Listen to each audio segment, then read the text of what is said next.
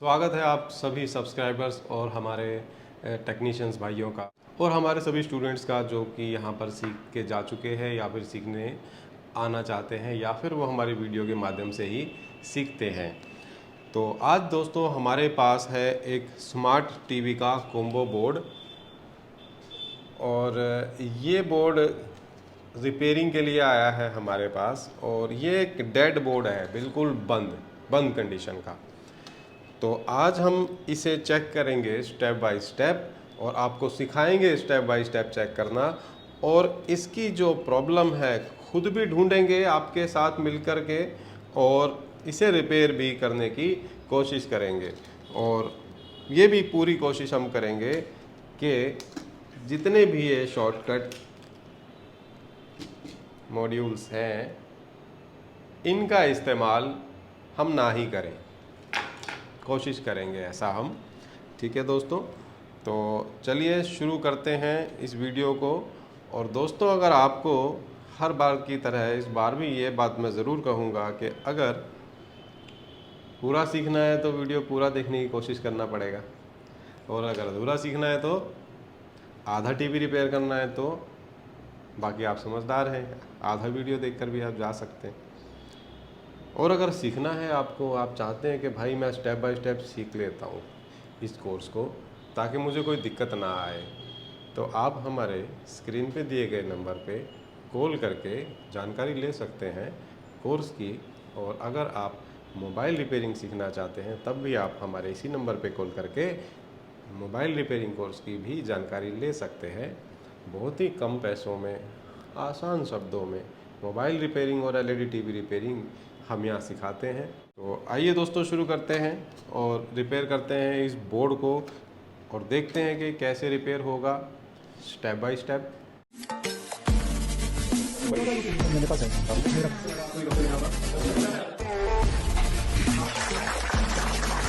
बढ़ती चली जाएगी। तो दोस्तों सबसे पहले इस बोर्ड को पावर देंगे, पावर देकर यहाँ से हमने इसको ऑन कर लिया है और ये इसका इंडिकेटर बल्ब है जो कि अभी ऑन नहीं हो रहा है। ठीक है, तो अभी ऑन ये तभी होगा जब ये बोर्ड हमारा चालू रहेगा। तो फिलहाल ये बिल्कुल डेड है। तो आपके पास भी ऐसा अगर कोई फॉल्ट आए तो आपको स्टेप बाय स्टेप उसे कैसे चेक करना है। तो सबसे पहले मल्टीमीटर को आपको डीसी पे रख लेना है। डीसी 600 वोल्ट पे मैंने रख लिया है। उसके बाद आप ये मेन फ़िल्टर जो देख रहे हैं ना, ये मेन फ़िल्टर, इस मेन फ़िल्टर पे आपको वोल्टेज चेक करनी है। यहाँ पर जो वोल्टेज आनी चाहिए 330 वोल्ट के आसपास यहाँ पर आनी चाहिए। तो अब यहाँ पर हम जब चेक कर रहे हैं तो देखिए 330 वोल्ट के आसपास यहाँ पर आ रही है वोल्टेज। ठीक है दोस्तों, तो इसका मतलब ये होता है कि ये जो लाइन है हमारी एसी लाइन, क्योंकि यहाँ से जब एसी करंट आता है वो फ्यूज़, थर्मिस्टर, लाइन कॉइल जैसे सेफ्टी कंपोनेंट से होते हुए ब्रिज डायोड के अंदर आ जाता है। ठीक है, यहाँ पर आप देख सकते हैं ये ब्रिज डायोड है और यहाँ पर मैं आपको एसी भी एक बार चेक करवा देता हूँ कि ब्रिज डायोड के इस साइड एसी वोल्टेज ही आएगा। तो मीटर को मैंने कर दिया है एसी रेंज पर। ठीक है, और अब यहाँ जो ये ब्रिज डायोड आप देख रहे हैं यहाँ पर मैं आपको वोल्टेज चेक करा देता हूँ कि एसी वोल्टेज कितना आ रहा है। आप देख सकते हैं एसी 230 के आसपास आ रहा है। और उसके बाद जब हम डीसी चेक कराएंगे आपको तो ये डायोड जो है डीसी बना देगा इधर। तो अब यहाँ पर जब हम चेक करेंगे तो आप देख सकते हो 330 के करीब जो है यहाँ पर वोल्टेज मिल रही है। ठीक है, उसके बाद ये डीसी वोल्टेज मेन फिल्टर के पॉजिटिव से होकर के ट्रांसफार्मर में आएगी। ट्रांसफार्मर की प्राइमरी की पहली वाइंडिंग में ये आएगी। उसके बाद यहाँ से घूमकर मॉसफेट के ड्रेन में जाएगी। ठीक है, मॉसफेट के ड्रेन में जब ये वोल्टेज जाएगी उसके बाद यहाँ पर आप देख रहे हैं ये है ड्राइव आईसी जो कि मॉसफेट के गेट को ड्राइव करती है जिससे स्विचिंग की प्रक्रिया होगी और इसे PWM आईसी भी कहा जाता है। तो ये जब वोल्टेज 330 यहाँ आती है तो उसके बाद इस आईसी को भी साथ ही एक्टिव होने के लिए वोल्टेज मिलता है और उसके बाद ये स्विचिंग सेक्शन हमारा काम करता है। जब स्विचिंग सेक्शन यहाँ काम करता है तो एसी पल्स बनती है।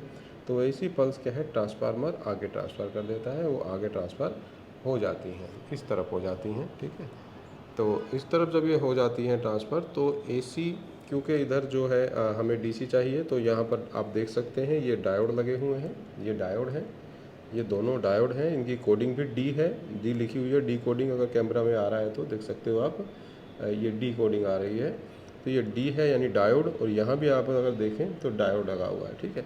तो एसी पल्स इन दोनों डायोड के अंदर जाएंगी और यहाँ से 12 वोल्ट आउट होगा इन दोनों में से किसी एक पर, और एक पर 12 से ज़्यादा आउट होगा, ठीक है। 12 वोल्टेज चला जाएगा हमारे मेन बोर्ड के लिए, और 12 से ज़्यादा जो बन रहा है वो बैकलाइट सेक्शन के लिए चला जाएगा, ठीक है दोस्तों। तो अब हम चेक करेंगे, देखिए यहाँ तक तो 330 वोल्ट होके आ रहा था, अब हम डायरेक्ट ही यहाँ पे चेक कर लेते हैं इन दोनों पर कि यहाँ पर कितना वोल्टेज आ रहा है। तो क्योंकि यहाँ पर भी डीसी ही आता है, तो फिलहाल मैं, और डीसी जो है कम आता है, 12 वोल्ट इस पे आएगा या इस पे आएगा, या 12 से थोड़ा ज़्यादा आएगा किसी पर 25-30 वोल्ट, तो वो चेक कर लेते हैं। तो ठीक है दोस्तों, तो यहाँ पर ग्राउंड मैं यहाँ का ले लूँगा दोस्तों। अगर यहाँ का वोल्टेज चेक करना होगा तो मैं ग्राउंड ये मेन फिल्टर का ले लूँगा या ब्रिज का ले लूँगा, ठीक है। और अगर यहाँ का मुझे वोल्टेज चेक करना है सेकेंडरी का, यानी जो आप ये लाइन देख रहे हैं ना दोस्तों, इस लाइन के इस तरफ का अगर मुझे वोल्टेज चेक करना है तो ग्राउंड में यहाँ पर कोई भी ले लूँगा यूएसबी वगैरह का, ठीक है।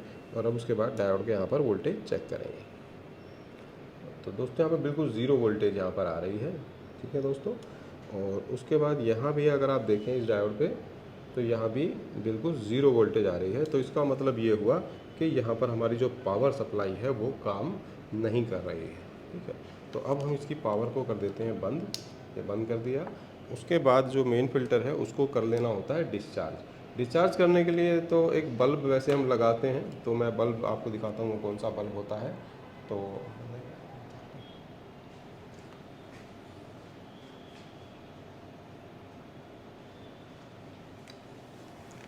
ये जो बल्ब है यहाँ पर आप देख सकते हैं, तो ये सिस्टम भी आप बना के रखना अपने पास। तो इससे अपना ये जो मेन फ़िल्टर है इसको डिस्चार्ज कर लेंगे ऐसे। ये मेन फ़िल्टर डिस्चार्ज हो गया है, बल्ब ने सारा पावर खींच लिया है, अब यहाँ पर कोई दिक्कत नहीं है। और अब हम चेक कर सकते हैं। तो दोस्तों सबसे पहले तो हम चेक करेंगे मॉसफेट, ठीक है। तो मॉसफेट को चेक करने के लिए मल्टीमीटर को आप या तो डायोड रेंज पर रख लीजिए या आप बजर रेंज पर रख लीजिए, ठीक है। इस मल्टीमीटर में बजर रेंज पर डायोड भी चेक हो जाता है, ठीक है। और अब मॉसफेट को जब चेक किया जाता है तो जैसे मॉसफेट का ये ड्रेन है, ये सोर्स है, ये गेट है, तो ये पिनें आपस में जो है शॉर्ट नहीं होनी चाहिए या वैल्यू नहीं देनी चाहिए। तो यहाँ पर अगर हम चेक करें तो देखिए यहाँ पर ड्रेन और सोर्स वैल्यू दे रहे हैं और तार को पलटने के बाद नहीं दे रहे हैं, यानी ये हिस्सा इसका ठीक है। उसके बाद हम चेक करेंगे कि जो गेट है मॉसफेट का, इसका भी कोई कनेक्शन सोर्स और ड्रेन के साथ अभी नहीं होना चाहिए। तो अभी मीटर से चेक करेंगे। तो आप यहाँ देख सकते हैं दोस्तों 76 ये जो है ओम्स दिखा रहा है, यानी इनका आपस में थोड़ा सा शॉर्टिंग दिखा रहा है। देखो दोस्तों ये शॉर्टिंग दिखा रहा है गेट और सोर्स के बीच में, और ड्रेन और गेट के बीच में तो यहाँ पर जो है शॉर्टिंग ये नहीं दिखा रहा है, लेकिन सोर्स और गेट के बीच में ये शॉर्टिंग दिखा रहा है दोस्तों, ठीक है। तो यहाँ पर ये ऐसा नहीं होना चाहिए। मैं आपको एक और बोर्ड दिखा देता हूँ। यहाँ पर हमारे पास एक और बोर्ड जो है पड़ा हुआ है, जो कि है तो ये बोर्ड भी ख़राब, इसका मेन आईसी ख़राब है। तो मैं आपको चेक करा देता हूँ एक बार कि इसमें क्या दिखाता है। तो यहाँ पर आप देख सकते हैं ये एक मॉसफेट लगा हुआ है, और अब इस मॉसफेट के गेट का जो है कनेक्शन सोर्स के साथ मैं चेक करा देता हूँ मल्टीमीटर में, आप देख सकेंगे। तो देखिए कोई वैल्यू नहीं आ रहा। तार को पलट के देखते हैं, वैल्यू आ रहा है, और वैसे देखते हैं तो वैल्यू नहीं आ रहा है। और इसके अंदर देखो क्या हो रहा था, एक तरफ से तो देखिए वैल्यू आ रहा है, दोनों तरफ से यहाँ पर वैल्यू आ रहा है 100 से कम। तो इसका मतलब है कि यहाँ पर शॉर्टिंग है, और अब ये शॉर्टिंग हो सकता है मॉसफेट में ही हो। तो अब सबसे पहले क्या करेंगे, इस मॉसफेट को हम निकाल के देख लेते हैं एक बार।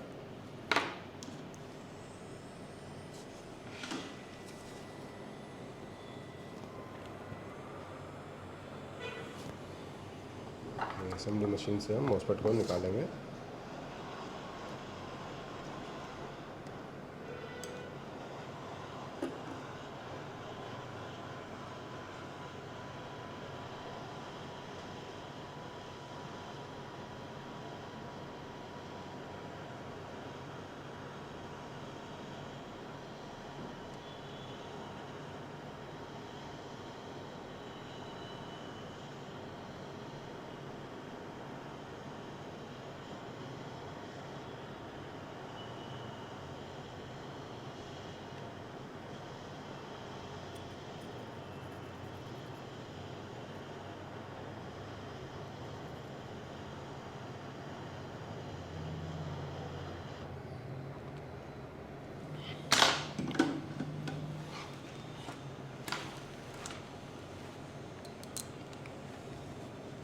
अब मॉसफेट को हमने बाहर निकाल लिया है दोस्तों, ये मॉसफेट। अब हमें देखना होगा कि गेट और सोर्स जो पिनें हैं वो क्या अभी भी वैल्यू दे रही हैं या नहीं। ये तो अभी भी वैल्यू दे रहे हैं दोस्तों, ठीक है। तो मतलब शॉर्टिंग कहीं और है। और अब हम मॉसफेट को भी एक बार चेक कर लेते हैं। देखिए गेट के साथ सोर्स का कोई कनेक्शन ये यहाँ पर बाहर निकाल कर तो नहीं दिखा रहा है। सोर्स के साथ तो इसका रहेगा एक तरफ से, लेकिन यहाँ पर देखिए तो इसका मतलब ये हुआ कि मॉसफेट तो हमारा शॉर्ट नहीं है, बोर्ड में अभी जो है कहीं पे शॉर्टिंग बाकी है। तो दोस्तों हम आपको बता दें कि जो सोर्स रहता है मॉसफेट का, सोर्स की जगह वो ग्राउंड के साथ आपको कंटिन्यूटी देगी, ठीक है दोस्तों। और जो ड्रेन होता है वो मेन फिल्टर के पॉजिटिव के साथ कनेक्ट होता है ट्रांसफार्मर के द्वारा, तो बीप आ रही है। और जो गेट रहता है, गेट होता है दोस्तों ड्राइवर आईसी के साथ कनेक्टेड, ड्राइवर आईसी के साथ, ठीक है। और साथ ही एक ट्रांजिस्टर यहाँ पे लगा हुआ है, ठीक है।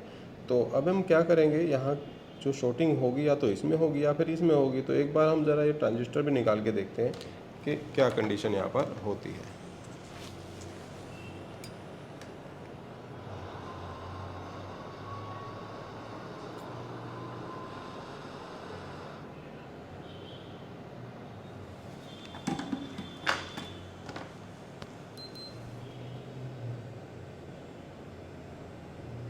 अभी भी दोस्तों यहाँ पर प्रॉब्लम सेम टू सेम है जैसी पहले थी।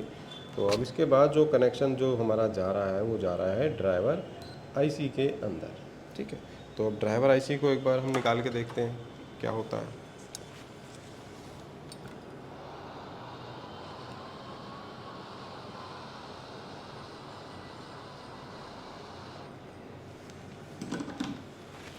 जो कि PWM IC भी लोग इसको कहते हैं, तो इसको भी हमने निकाल दिया है। अब आप यहाँ देख सकते हैं, अब यहाँ पर कोई भी वैल्यू जो है नहीं आ रही है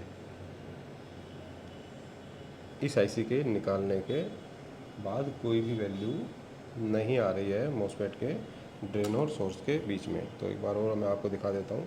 तो देखो दोस्तों कोई भी यहाँ पर शॉर्टिंग अब नहीं दिखा रहा है मल्टीमीटर, तो इसका मतलब कि आईसी ख़राब है। और अब हम क्या करेंगे, इस ट्रांजिस्टर को और इस मॉसफेट को वापस लगा देते हैं और उसके बाद देखते हैं कि ये वाली सेम आईसी हमें मिलती है या नहीं।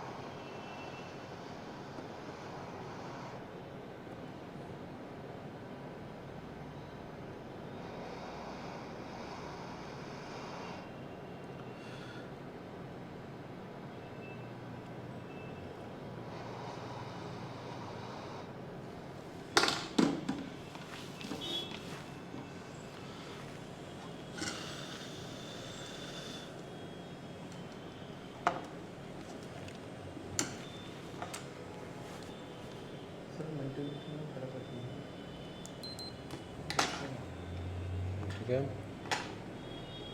रोशनी आ जाती है मल्टीमीटर पे हमारी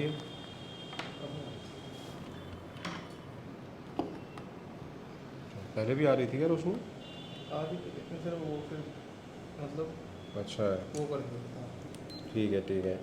तो अब तो ठीक है ना, मल्टीमीटर सही दिख रहा है ना? कोई नहीं, स्टैंड से इससे हटाओ मत इस पे से, स्टैंड पे कर लूँ।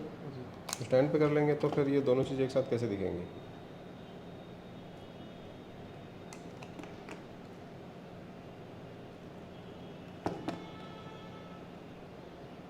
ऐसे देखो आ जाएगी। आ जाएगी ऐसे। ठीक है, चलिए तो स्टार्ट करते हैं दोबारा से। तो देखिए दोस्तों, यहाँ पर हमारा मॉसफेट लग चुका है। हमने वो ट्रांजिस्टर भी लगा दिया है जो कि हमने शॉर्ट समझ करके जो है उसे निकाला था, लेकिन वो ठीक है तो वापस लगा दिया। आईसी निकालने के बाद ये शॉर्टिंग जो है वो दूर हो गई। तो अब हमें क्या करना है दोस्तों, ये आईसी जो है दूसरी लगानी है। ठीक है, तो ये PWM आईसी जो है, एक चीज़ मैं आपको इसमें बताऊं कि इसके ऊपर जो नंबर लिखा हुआ होता है ना, अगर सेम नंबर की आईसी आपको ना भी मिले तो आप इसकी पिनों के कनेक्शन मैच करके किसी भी बोर्ड में से दूसरे नंबर की आईसी भी लगा सकते हैं। ठीक है, तो अब मैं आपको इसका नंबर दिखाऊंगा, फिर उसके बाद एक और बोर्ड है उसका नंबर दिखाऊंगा, फिर आपको एक ऐसी टेक्निक बताऊंगा जिससे आप कोई भी आईसी बिना नंबर मैच किए भी लगा सकते हो। ठीक है, तो उसके लिए आपको लेना पड़ेगा माइक्रोस्कोप। तो माइक्रोस्कोप उठा के लाना वहाँ से।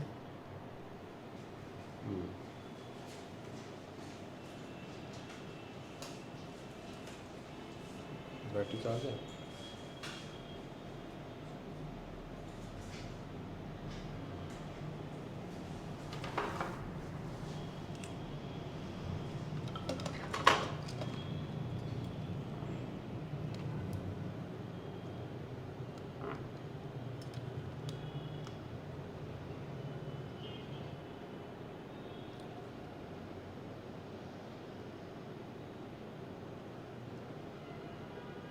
यहाँ पर आप जो आईसी देख रहे हैं दोस्तों, यह है T6B BB382। तो ये नंबर इस आईसी का है जो कि ख़राब है, इसमें से निकला है।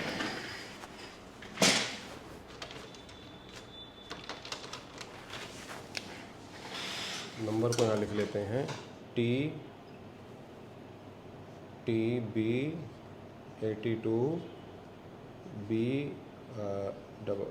है बड़ा B और 3। तो ये नंबर इस आईसी पे दोस्तों लिखा हुआ है, देख सकते हो आप, यही नंबर उस आईसी पे लिखा हुआ है।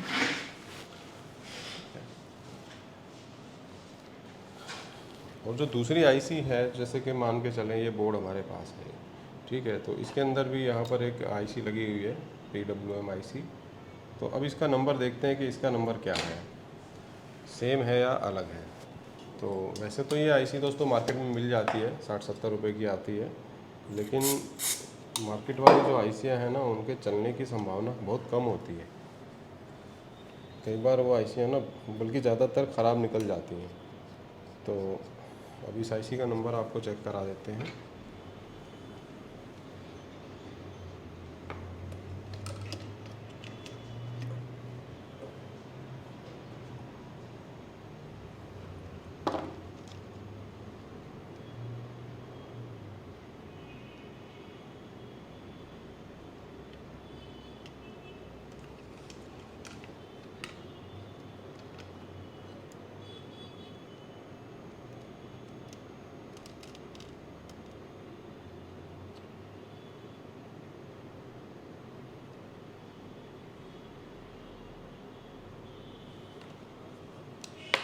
इस आईसी का नंबर आप देख सकते हैं ST, और ये कुछ मार्किंग यहाँ दे रखी है।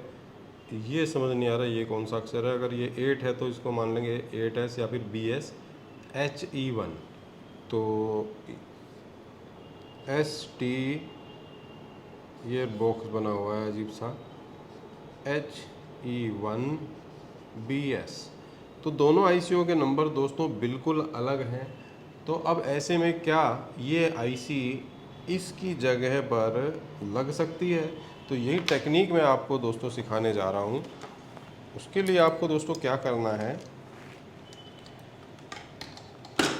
आपको ये देख लेना है। देखिए 2-3 पिनों के कनेक्शन आप देख लेना, ठीक है। सबसे पहले तो आप ये देख लो कि अब देखो यहाँ पर एक बार दिखाना, ये जो पिन नंबर 1 है, हाँ दिख रहा है, क्लियर कर लो। पिन नंबर 1 2 3 4 5 6, तो यहाँ पे डॉट दिया हुआ है, ये निशान दिया हुआ है एरो, तो ये पिन नंबर 1 है। तो हम ये देख लेंगे कि इस आईसी की कितनी पिनों के कनेक्शन उस दूसरे बोर्ड की आईसी से मैच करते हैं। तो पहले इसका देख लेते हैं, पिन नंबर 1 जो है कहाँ से जो है मैच कर रहा है इसकी। या फिर ये देख लेते हैं कि जो ये ऑप्टोकपलर आईसी है, इसकी पिन नंबर 4 का कनेक्शन इस आईसी से होता है। तो किस पिन से है, तो एक बार ये देख लेते हैं। पिन नंबर 1 2 3 4 नंबर पिन का कनेक्शन कहाँ से है, ये देख लेते हैं। तो पिन नंबर 2 से जो है कनेक्शन है, पिन ऑप्टोकपलर आईसी की पिन नंबर 4 का कनेक्शन इस आईसी की पिन नंबर 2 से है। तो अब ये चीज़ हम इसमें भी देख लेते हैं। ये ऑप्टोकॉपलर आईसी है, इसकी पिन नंबर 4 ये है। इसका कनेक्शन इस आईसी की कौन सी पिन से है? 1 2 नंबर पिन ये है, 2 नंबर से ही है दोस्तों, ठीक है। अब एक बार ये देख लेते हैं कि इस आईसी का जो ग्राउंड है वो उसके साथ मैच करता है नहीं। तो मेन फिल्टर का ग्राउंड पकड़कर एक बार देख लो। पिन नंबर 1 2 3, पिन नंबर 6 इसका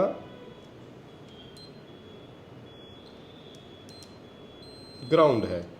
अब इस आईसी का भी देख लेते हैं कि दोस्तों क्या पिन नंबर 6 ही इसका ग्राउंड है। तो ये मेन फिल्टर का हो गया, पिन नंबर 6 ये है।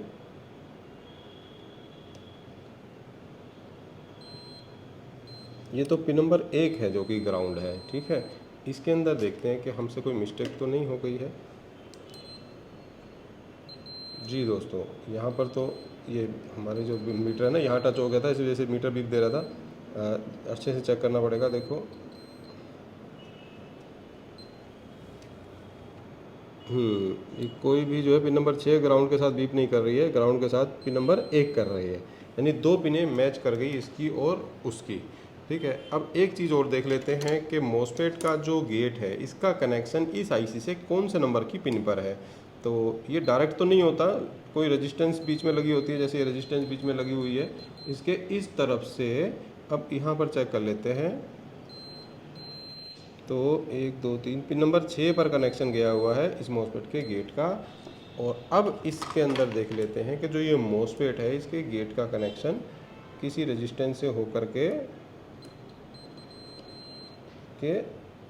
इस आईसी की किस पिन पे है। ये पिन नंबर 1 है, ये पिन नंबर 6 है, तो पिन नंबर 6 से है। तो दोस्तों 3 पिनें ऐसी हैं जो बिल्कुल मैच कर रही हैं और नंबर इन दोनों का अलग अलग है। तो अब हम आपको ये आईसी इसके अंदर लगा के दिखाएंगे या फिर हम भी खुद देख लेंगे कि क्या चलेगी या नहीं चलेगी। तो वैसे तो दोस्तों हम काम करते ही रहते हैं, इसी टेक्निक से हम काफ़ी आईसीयों को लगाते हैं और आज आपको भी सिखा रहे हैं और आज आपको भी बता रहे हैं और दिखाएंगे कि ये आईसी चलेगी या नहीं। और चलेगी, बिल्कुल चलेगी अगर ये आईसी सही हुई तो। बस आपको पिन नंबर 1 की जो डायरेक्शन सही रखनी है।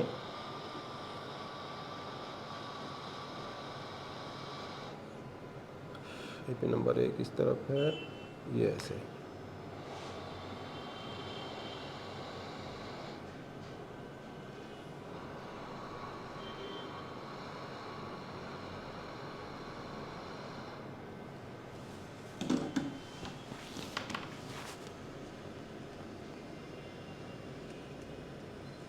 तो ये आईसी लग गई है दोस्तों। बाकी पिनों को एक बार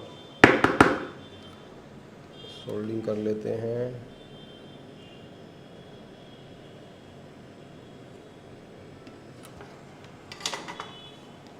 और अब देखते हैं कि ये क्या रिजल्ट हमें मिलता है।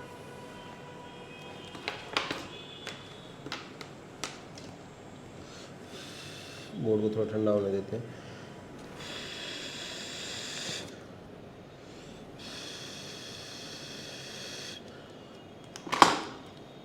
तो दोस्तों वीडियो कहीं पे भी अभी हमने स्किप नहीं करी है।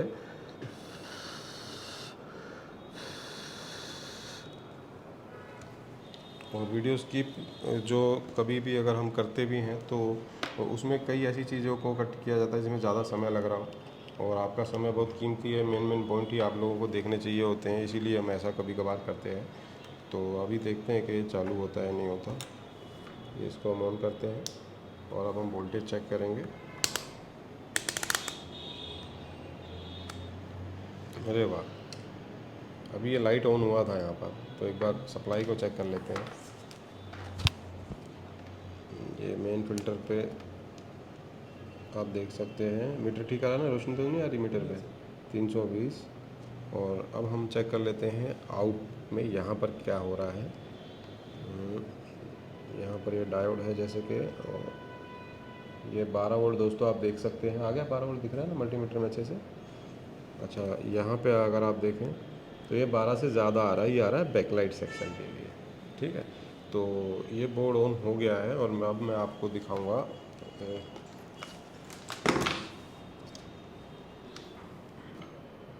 इसके अंदर एक बार लगा के देख लेते हैं दोस्तों, ठीक है। ये है हमारा TV60 बोट टेस्टर। और इस बोट टेस्टर को देख के आपको ये ज़रूर लगेगा कि भाई हमें भी ये लेना पड़ेगा। दोस्तों पहली बात तो ये है कि ये 20-22 हज़ार रुपये का है। चलिए कोई बात नहीं, पैसे आपके पास कोई कमी नहीं है, लेकिन इसको लेने के बाद भी आप सारे बोर्ड टेस्ट नहीं कर सकते। आप वो बोर्ड टेस्ट कतई नहीं कर पाओगे जिनके टिकोन बोर्ड मेन बोर्ड के अंदर ही होते हैं। ठीक है, तो इसको लेने के बाद भी आप अधूरे ही रहेंगे। इससे बढ़िया है कि आप जो है टेस्टिंग का एक और तरीका होता है, तो वो मैं आपको कभी अगली वीडियो में बताऊंगा। ठीक है, तो उससे हम चेक कर लेते हैं बिना इस बोर्ड के। तो चलिए फ़िलहाल अभी ये हमारे पास है, इसको देखते हैं लगा के।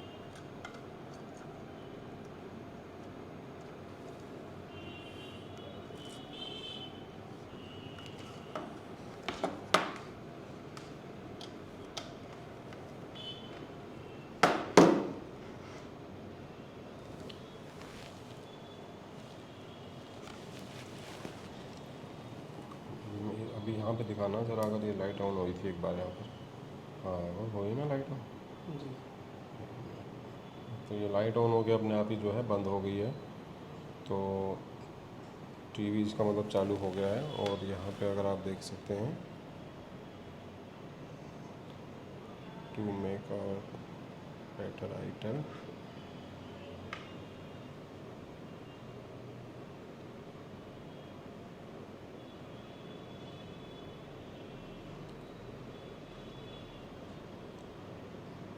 तो दोस्तों आप देख सकते हैं यहाँ पर नो सिग्नल यहाँ पे आ रहा है। तो हमारा जो सेट है बिल्कुल ऑन हो गया है। ये सेट हमारा बिल्कुल ओके हो गया है दोस्तों। ठीक है, तो यहाँ पर दोस्तों उम्मीद करते हैं आपको ये नई टेक्निक समझ आई होगी, नई टेक्निक हमारी पसंद आई होगी कि आप आईसी का नंबर देखने के बाद अगर मैच ना करे नंबर, तो आप दूसरी आईसी भी लगा सकते हैं उसकी पिनों की कनेक्शन देख करके। ठीक है, तो ये था दोस्तों आज का हमारी तरफ से आपके लिए छोटा सा ज्ञान। और इस ज्ञान से आपको काफ़ी हेल्प मिलेगी दोस्तों, अगर इस तरीके से आप काम करेंगे। और आगे भी ऐसी अगर आप वीडियो देखना चाहते हैं, सीखना चाहते हैं वीडियो के माध्यम से, तो आप हमारे चैनल को सब्सक्राइब करें, बेल आइकन दबाएं। वीडियो अच्छी लगे तो लाइक करें, और ना लगे तो वो उल्टा वाला जो है ना, ये डिसलाइक, वो भी आप दबा सकते हैं। और अगर आपको सीखना है यहाँ पर आकर के राज इंस्टीट्यूट से, तो आप कॉल कर सकते हैं। और आगे अगर किसी टॉपिक पे वीडियो चाहिए तो आप हमें कमेंट करके बताएं। ठीक है दोस्तों, तो चलिए अब दोस्तों मिलेंगे अगली वीडियो में।